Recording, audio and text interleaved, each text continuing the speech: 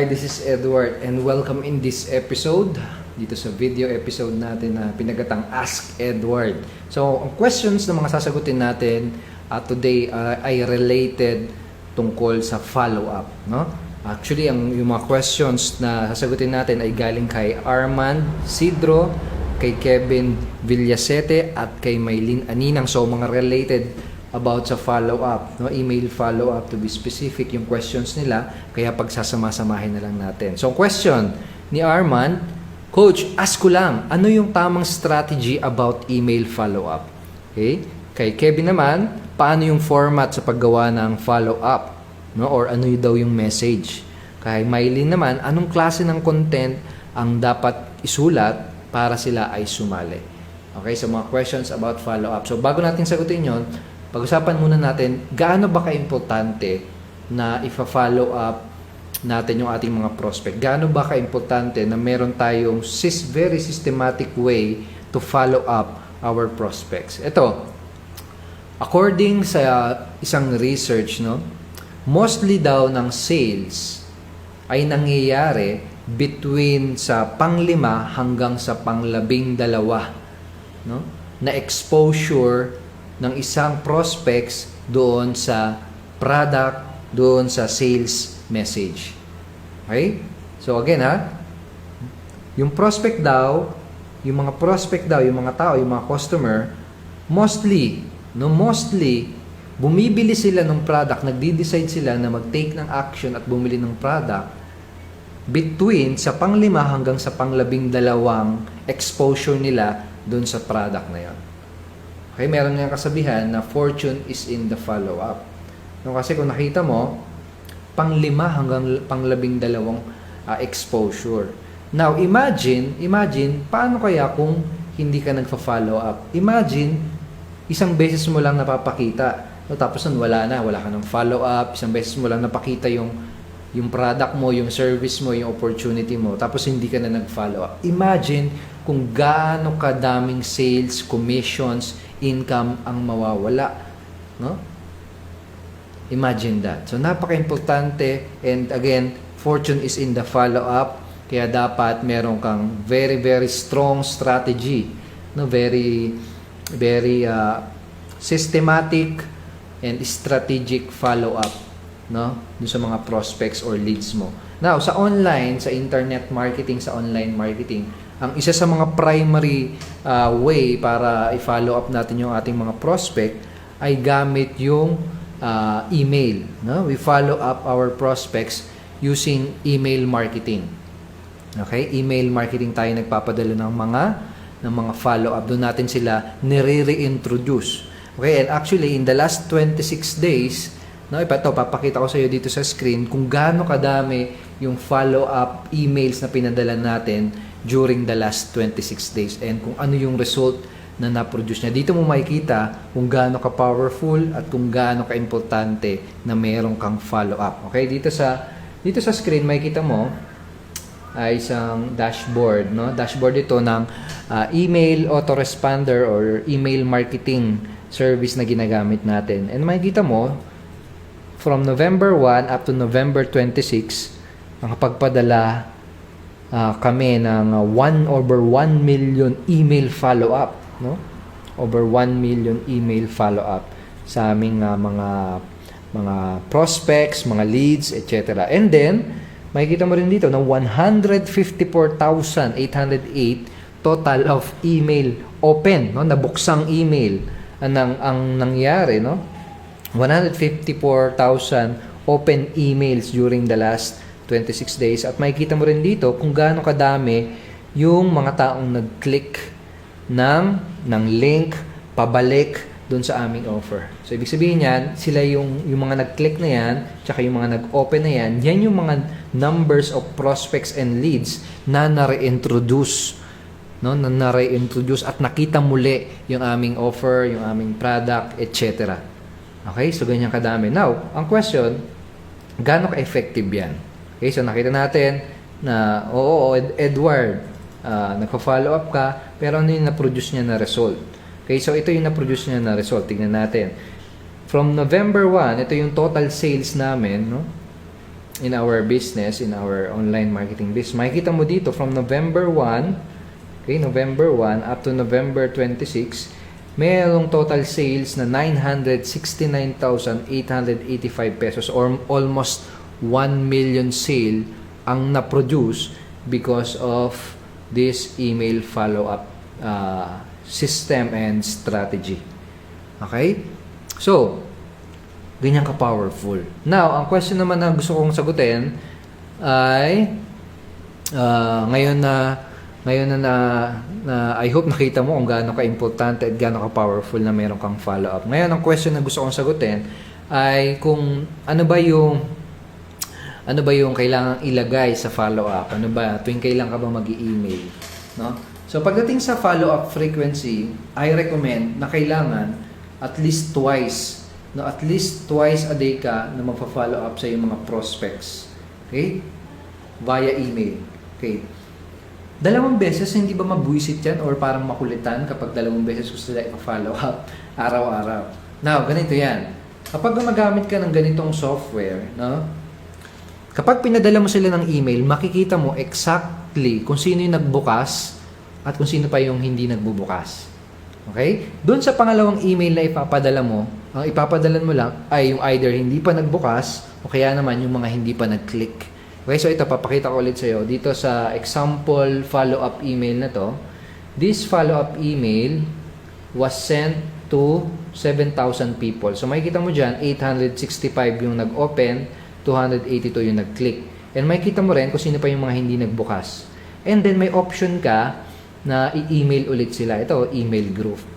Now, doon sa second follow-up mo, papadalan mo na lang yung hindi nagbukas at hindi yung nag-click. Yung nagbukas na, yung nag-click na, pwedeng hindi mo na yung padalan. So, in total, actually, nagpapadala ka lang ng isa, no? Pero yung pag-send mo ng email twice dahil mini-make sure mo na makita, no? Makita at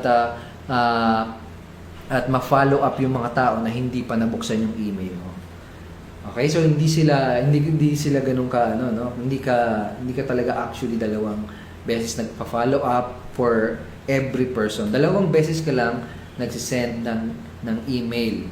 Okay, para to make sure na ma-follow up mo yung mga prospects. Okay, again, magagawa mo yon using this system. Okay, so ako nagpa-follow up ako around from 7 a.m. to 9 a.m. No? Minsan ganun naka-schedule yung first follow-up email ko and then nagpa-follow up ulit ako kinagabihan 7 p.m. to 9 p.m. Okay, ganun yung follow-up ko. Pwede mong gawin yung 2 times follow-up everyday manually o kaya naman pwede mo i-automate yon. So later ipapakita ko sa iyo kung paano yon. Okay, now, ang question, ano yung content? Ano yung ilalagay ko? Ano yung isusulat ko doon sa email follow-up ko? Okay? Ganito yan. Simple lang. Napakasimple lang. Pagdating sa subject line o yung pinakaunang-unang word na makikita nila, no? Doon sa kanilang email. For example, sa inbox ng Gmail, di ba may mga parang headline or title doon. Ano yung magandang ilagay doon? Okay. Usually ako, ang ginagawa ko, mga how-to, no? How-to subject line. For example, how to earn this amount in 26 days, parang gano'n, no? How I sponsored 28 people in just 30 days, parang gano'n. Mga how-to. Because, naiintindihan natin na yung mga tao, yung mga prospect natin, they want to learn, no? They want to learn, especially kapag yung how-to na information na ibibigay mo ay directly related sa kanilang interest. For example, mga prospect mo ay mga business owner, no? Tapos yung subject line mo is how to add, no? Sabihin natin, how to add 6-figure income every year in your business. So, kung ganun, kung yung prospect mo ay interested na mapalago yung business nila, no? Sigurado magiging interested sila. Okay? So, mga how to. For example, another example, kung ang prospect mo ay nasa weight loss, no? Kung ikaw ay nasa weight loss industry, syempre yung mga prospect mo gustong mag-lose ng weight, no? Try mong gamitin sa mga subject line mo how to lose 10 pounds in 2 weeks, parang ganon. Okay?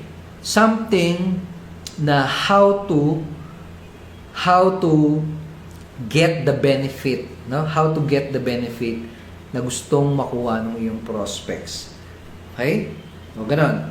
How to, minsan naman ay ginagawa natin sa mga subject line ay kino-consider natin yung FOMO. No? Ano yung sabihin ng FOMO? FOMO is yung fear of missing out. Okay? Fear of missing out. Tayong mga tao kasi, ayaw natin na may mamimiss tayo, especially kung yung mamimiss natin na bagay na yon, no, ay something na importante sa atin. Okay? So for example, yung kanina, no? Yung kanina, how to lose 10 pounds in 1 week. Bukod sa how to information siya, ang nasa isip ng prospect mo ay pag hindi ko binuksan to, hindi ko matututunan kung ano yung how to na yon. Okay? Nagets mo? So, lagi mong tatandaan, fear of missing out. FOMO, for short. Tandaan mo, ano yung bagay na gusto ng prospect mo na sa tingin mo na manghihinayang siya pag hindi niya nakuha o kapag hindi niya nalaman. Okay? For example, ang isa sa mga subject line ng follow-up email na sinend ko is my number one strategy. No, my number one parang gano'n, number one sponsoring strategy.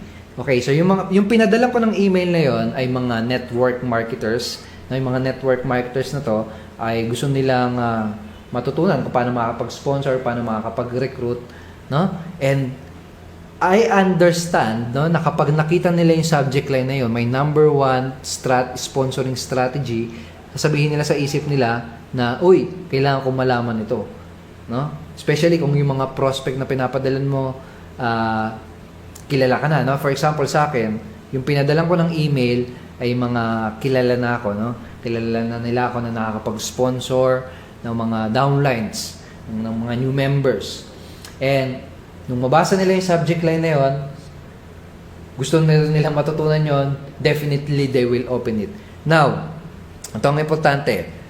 Subject line mo, ang trabaho lang niyan ay para mabuksan, no? Para buksan, maengganyo or ma-encourage yung iyong prospect na buksan, no? Yung iyong email. That's it. Yun yung lagi mong tatandaan. No?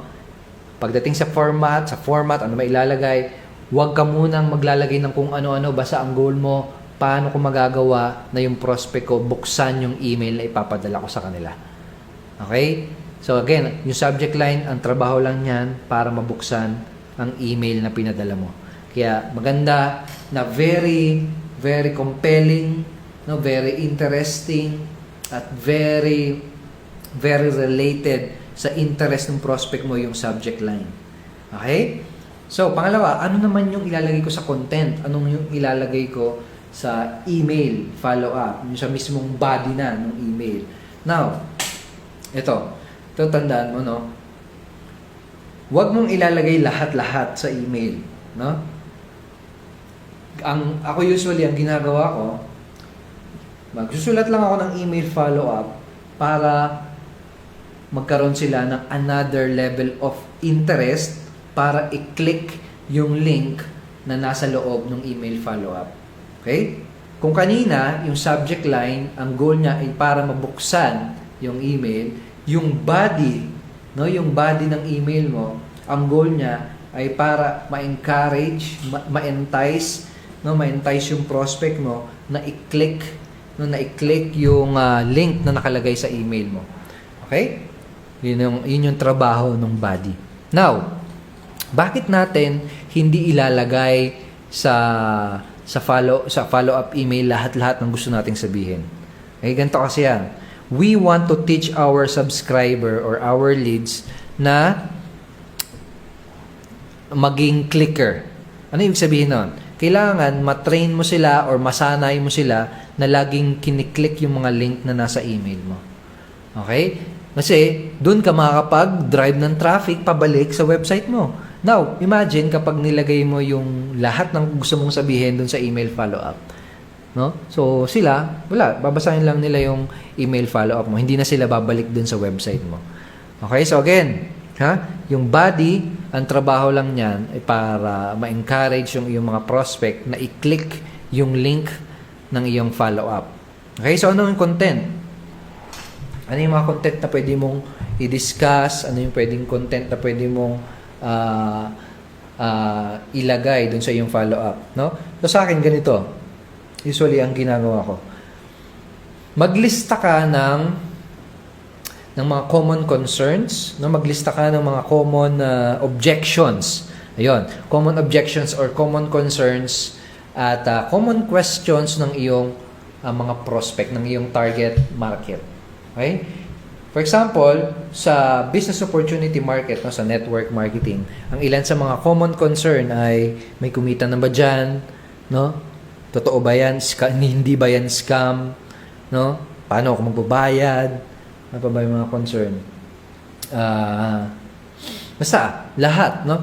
So, ikaw, kung nasa ang market ka man, kuha ka ng papel, isulat mo doon, ano yung mga common concerns, ano yung mga palaging questions na natatanggap ko sa aking mga prospects. Okay, isulat mo isa-isa yon.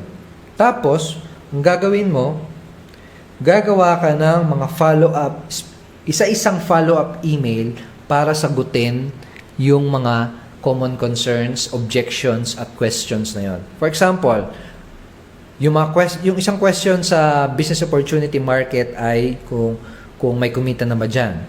Now, para sagutin natin doon, para sagutin natin yung concern or yung questions na yon, pwede natin gawin, isa sa mga follow-up email natin, i-highlight natin yung mga testimonials ng mga tao na kumita na. So, sa amin ganun, no? Sa amin ganun yung ginagawa natin. Sa isa sa mga follow-up email natin, naka-highlight doon, oh, by the way, itong si Mary, no?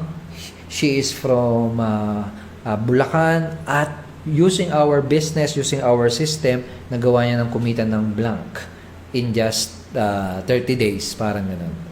Okay? So gano'n, pwede kang maglagay sa akin, mga 3 to 5 testimonials ang nilalagay ko, no? So, in that way, nasasagot yung concern na yun, nasasagot yung questions na yun through follow-up. No? Through follow-up email, unti-unting nasasagot yung mga concern. Now, sa second follow-up, pwede mong ilagay ay sagutin, no? Ay sagutin yung questions na totoo ba yan or scam ba yan, no? So, sa isang follow-up mo, pwede mong ilagay na, alam mo dati, nung bago ako pumasok sa ganitong business, no? Medyo duda rin ako. No, pwede kang magkwento. No, pwede mo ikwento. Now, kukwento mo lang kung talagang ganun, totoo 'yon, no? So, for example, sa akin, isa sa mga follow-up na ginawa ko is kinuwento ko doon yung isang story ng ang kakilala ko, no, na actually ano ko siya, na-refer ko na siya at isa siyang member, napasali ko siya sa aking downline. And then kinuwento ko doon na dati skeptical siya. No, dati akala niya scam yung ganitong mga klase ng business. And then, kinuwento ko sa kanya na kinuwento ko doon sa follow-up na unti-unti ko lang in-explain na mag-research muna siya, no? Na aralin yung business model, no? Mag-research. Okay? And then, eventually, na-realize nung person na yon na hindi pala talaga scam, no? Totoo pala, legitimate. Meron pala talagang mga legitimate online business. Okay, so by doing that, no, sa pamamagitan ng pagkwento at pag-create ng specific follow-up tackling that main concern, nagagawa natin na handle natin yung mga concerns. Okay? So again, sulat mo lahat ng mga concerns, objections na madalas tinatanong ng iyong mga prospects at sa follow-up mo, yun yung mga i-discuss mo. Okay? And then, ang mangyayari, mababawasan yung concern ng prospect ng nakakabasa ng follow-up mo. No? So, ang reason lang naman kasi, ganito, ang reason kung bakit hindi pa sila nag-take action, it's either hindi talaga sila interested or mayroon lang silang remaining concerns. Now, itong mga prospect na interested pero may remaining concerns, ito yung mga importanteng ma-follow up mo. No? Ito yung mga importante na makabasa ng mga follow-up email mo. Okay? And again, habang nababawasan yung concern nila, unti-unting nababawasan yung concern nila, na-address yung concern nila, palapit sila ng palapit doon sa pag-take ng action. Darating yung moment, darating yung time na wala na akong objections, I'm ready to join, to take action na ako. Kaya actually, hindi ka maniniwala no, na may mga prospect na sobrang tagal na sa email list, no, na sobrang tagal na nilang nakakatanggap ng email follow-up from me. Siguro yung iba, more than 1 year na. Tapos after 1 year lang, tsaka lang sila sumali. No? Siguro doon lang na-overcome yung concern nila, doon lang sila naging perfect yung time, no? Naging perfect yung scenario, at doon sila nag-take ng action. Now, imagine, no? Kung hindi ako nag-follow up, malamang hindi ko napasali yun o hindi ko siya napatake ng action. No? So, ganun ka-importante. And napakarami no, sa mga prospects and sa mga members no na nagjo-join sa ating community, sa mga customers na bumibili ng ating products. Most of them ang tagal na nilang nag-inquire about our product, about our opportunity, no? And then nag-join lang sila after a couple of months. Okay? Pero buti na lang talaga pinadala natin sila ng follow-up at nagpa-follow-up tayo. Meron tayong sistema at strategy for follow-up. Kasi kung hindi, ang daming sales, ang daming commissions, ang daming income, no, na masasayang. Okay? So, ganun ka-importante yun. Okay, so ito, napakita ko lang din sa'yo dito sa screen. Okay, so dito sa screen, dito, makikita mo na ito, pakita ko lang din. Dito sa get response, no? Kaya 'di ba kinuwento ko sa iyo na sinabi ko sa iyo na pwede kang mag-follow up dun sa mga hindi pa nagbubukas, no? Ayan, for example ito, mga hindi pa nagbukas, pwede mo ulit silang padala ng bagong follow up. Now, pwede mong i-automate 'yon, no? Pwede mong i-automate 'yon using this software, no? Ayan.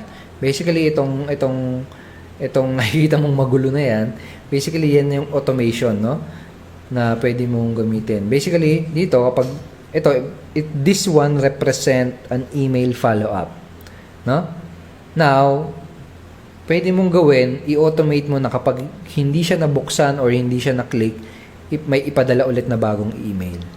No? Sa parang ganyan. Ganyan ka-powerful yan. No? Mostly, yung pinakita ko sa'yo, itong 1 million email follow-up, hindi ko yan isa-isang pinadala, no? Hindi ko yan mano-manong pinadala.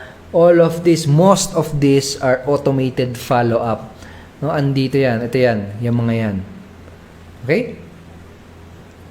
Okay? And ang maganda, I think, this week, I think mayroong Black Friday something sa US, no? Maganda itong si Get Response kung sakali na wala ka pang email strategy na ginagamit or wala ka pang email follow-up software na ginagamit, I highly recommend na subukan mo itong Get Response. No, gamitin mo siya at isama mo siya sa mga strategy mo para ma-follow up mo yung iyong mga prospect. Now, ito maganda. This week, I believe merong Black Friday something sa US na nangyayari. No? So, ang daming mga company, nagkakaroon sila ng Black Friday sale. Okay? And ang maganda, itong Get Response, meron din silang Black Friday sale. At kung sakaling wala ka pang ganitong software, wala ka pang ganitong system na ginagamit, I highly recommend na mag-sign up ka sa kanila. And ngayon, meron silang 40% na discount. Okay? And sa baba ng video na to, meron kang link na makikita. Okay? Kapag kinlik mo yan, dun mo makukuha yung 40% na discount ng Get Response. And ito maganda dito. Isa pa makikita, ipapakita ko sa iyo, no? Dito sa Get Response, bukod sa napaka-powerful niyang software para sa follow-up, no? Meron din silang built-in na mga training. Ito, for example, meron silang 180-day plan na magte-train sa iyo kung paano gamitin yung kanilang software at kung paano yung mga effective na follow-up. Okay? For example, ito, how to create an irresistible lead magnet, no, how to write your lead magnet, no, how to create a web form, etc. How to add a sign up tab, how to set up an email, etc. No? Basically, kung paano mag-follow up using this get response, andyan. So, napakarami niyan. So, kasama rin yan sa free na makukuha mo kapag nag-sign up ka dito sa get response. Okay? And again, merong link ka na makikita dito sa baba ng video na to. Okay? And puntahan mo yan para makuha mo yung 40% discount. And by the way, very limited lamang ito. No? So, yung 40% discount, limited na lang siya or 440 accounts na lang ang natitira. Okay? So, ayan, i-check out mo yan kung gusto mo magkaroon ng ganung follow-up system and strategy on your business. Pero yun, I hope nakita mo kung gaano ka-powerful at napaka-importante ng follow-up. I hope na realize mo kung gaano ka-importante na meron kang follow-up strategy at follow-up system na ginagamit sa iyong online business. Okay? So, yan, 40. Available na lang 40. Click mo lang yung link para makuha mo siya. Okay? So, thank you so much for watching this episode. I hope magkita tayo sa next episode and I hope marami kang natutunan dito sa video na to and na-realize mo kung gaano ka-importante na meron kang strong follow-up strategy at follow-up system na ginagamit in your business. Okay? And I hope may natutunan ka kung paano ka mag-follow up, kung ano yung mga sasabihin mo sa follow up na ipapadala mo sa iyong mga prospect. Okay, so thank you again and I hope to see you in the next episode. Bye-bye.